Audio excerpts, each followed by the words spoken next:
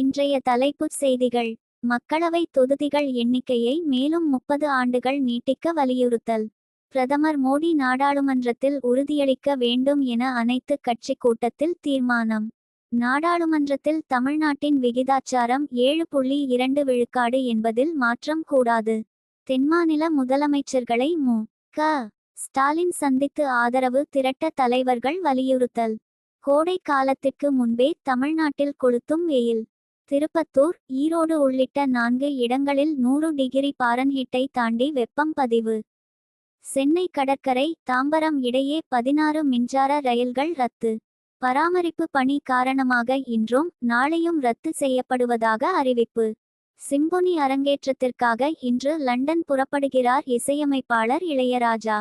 L. Murugan, Mutharasan, சீமான் ஆகியோர் நேரில் வாழ்த்து. 5 டிரில்லியன் பொருளாதார மதிப்பு கொண்ட நாடாக இந்தியா உருவெடுக்கும் நாள் வெகு தொலைவில் இல்லை. வேலைவாய்ப்பு உருவாக்கத்தை ஊக்குவிப்பது தொடர்பான கருத்தரங்களில் பிரதமர் மோடி நம்பிக்கை. வெளிநாடுகளுக்கு வழங்கும் நிதியுதவியை நிறுத்தக்கோரிய விவகாரம். அதிபர் டிரம்பின் கோரிக்கையை நிராகரித்தது அமெரிக்க உச்சநீதிமன்றம். உக்ரைனுக்கு உளவு தகவல்கள் வழங்கப்பட மாட்டாது என அமெரிக்கா அதிரடி.